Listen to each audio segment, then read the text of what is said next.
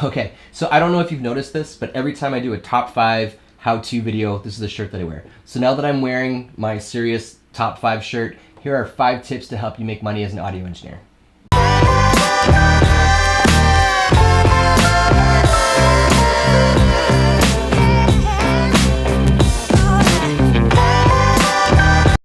Okay, little disclaimer here before we get into it, right? There is no one set guaranteed method to make money in any entrepreneurial business endeavor that you might take.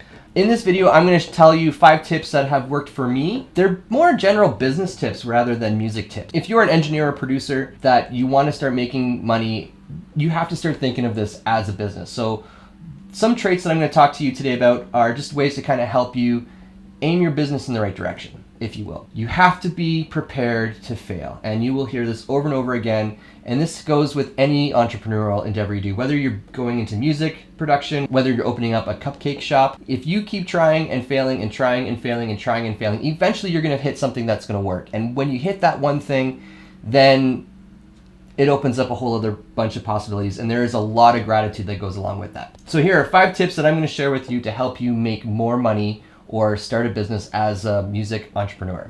So tip number 1, fine tune and practice your craft, right? And this is something you will see on every YouTube channel that talks about the 5 ways to make money at your thing. You have to get really good at what you do because you're gonna eventually be working with clients. When you're in a session, you wanna be able to work as quick as your client is demanding, or they might not want to work with you again, right? You always wanna have that repeat business. And that's one of the key points of a successful business is repeat customers. The more confidence you have will determine on how much you want to charge for your service. So if you're just starting out and you're not confident with your software or your hardware, you might not be as confident charging a lot of money for your skill, which is totally cool. We all start somewhere, right? So even if it's something where you offer a free song to some friends or something just to kind of get your skill level up, don't worry about mastering all the things in recording.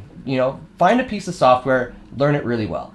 Get a few pieces of gear instead of having a whole collection of gear and learn that really well. You can build from that. The better you get with your gear and software, the more clients are going to come back, the more money you can start charging, and the more gear you will eventually start making. It's a long process to make money at this. Expect the first couple years of your entrepreneur life being in the red. It gets better. And the more you can keep at it, the better you're going to get, the more people are going to notice, and the more people are going to refer you, the more your clientele is going to grow, and the more you can start to branch out. Okay, my second tip is define what kind of service and what kind of market you want to tackle. There's a terminology called a beachfront market, and it's kind of a weird one, but the concept is this. You find a simple market that you can enter and you dominate it, and from there you can branch out and do other things.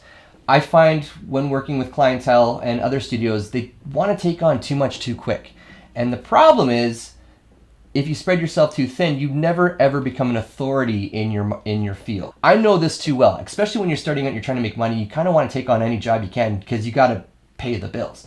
But what I would recommend is find your market, find who are the people you want to work with, what kind of music do you want to work on? Are you going to be working in the hip hop realm? Are you going to be a mixing engineer? But yeah, that's kind of crucial because if you go into one field, let's say you want to be a mixing engineer and you get really good at that, those people are going to refer you to other people and you will be known as the mixing engineer in town, and you'll build up your clientele. And as you start getting more income, then you can start to look at, okay, now I want to explore maybe mastering, or maybe I want to explore more live production stuff or session work. This is an MIT thing. So if you ever want to take a course, there are some great entrepreneurial MIT courses. You can go to edX.org and look up the MIT entrepreneurship programs, and they'll talk about this stuff, and they have great resources. So I'll put a link below to edX.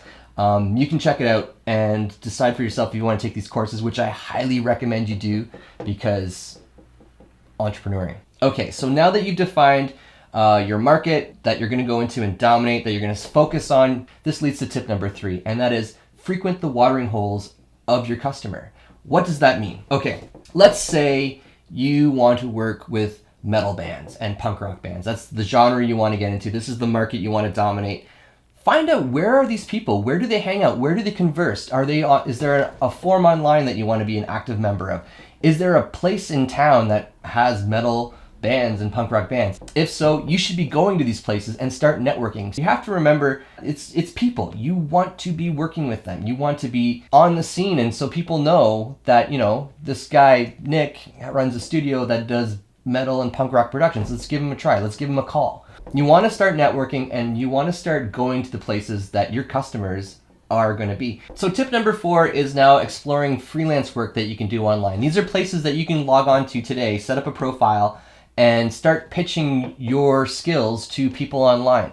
This takes a little bit of time. It's not as quick as you might think, and they make it out to seem like it's going to be like, oh, you're going to make all this money. It takes time, but you can get some extra income generated this way. So the 2 websites that I would recommend that I have used in the past is there's a website called Upwork, and the way it works is you create a profile, and then people pitch their job that they need. So they might be looking for a mixing engineer, and they say, this is the budget, this is what I need, and this is the timeline. And then you can pitch to them your skills, what you do, your studio, whatever, and they can choose you, and then they hire you through the app, and you can make some income that way.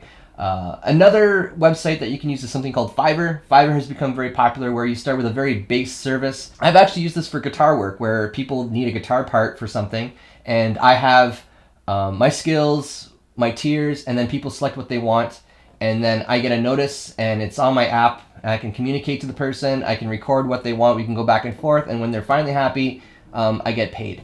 These are really good ways to kind of start getting into freelance work. Like I said, it takes a little bit of time. You're not going to set up a session and just make $1 billion. It's going to start off really slow at first, but as you start to get in the system and you get more clients, you start to move up the tiers and you get more work. There's a term called ghostwriting, where you could literally start writing songs for people and they pitch it as themselves.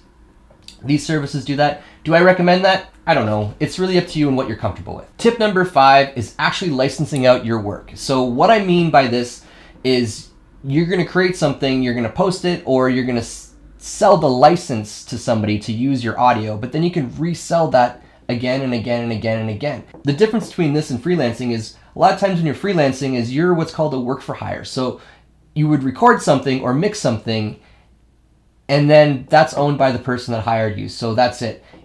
With licensing or publishing, because you own your copyright, you own your license, people are paying you to have access to that music, and you can sell that license to multiple people. So think of what you do right now, the sounds that you make, the recordings that you do. Think of these as assets. What that means is they're going to grow in value over time. And this is kind of where the big money is and the long-term money is for musicians or engineers or producers. You can license out your music a couple ways. There's a couple websites. For example, you can go to Audio Jungle, which is part of the Theme Forest group, and upload your music for free. And then basically when people want to use your backing track, or they want to use your sound sample that you uploaded, they pay you for that. And then over time, more people might want to use your sample over and over again. You can also do this on YouTube. YouTube has a huge library bank that you can go into for sounds and audio and backing tracks, and you can upload your music and partner with YouTube, and then over time, you can generate some income. What I'm going to do is I'm going to add a link below to my blog, and I'm going to have a list of a whole bunch of different licensing websites that you can go to right now and sign up and start uploading your music or your sounds to start generating income. If you like this video, please like and subscribe. Leave some comments below if you have any questions. Is there anything that I missed? Because, I mean, there's a ton of different ways that you can make money at doing this. If there's anything else you want me to talk about, let me know. Thank you very much. Don't forget to like and subscribe. Thanks. Bye.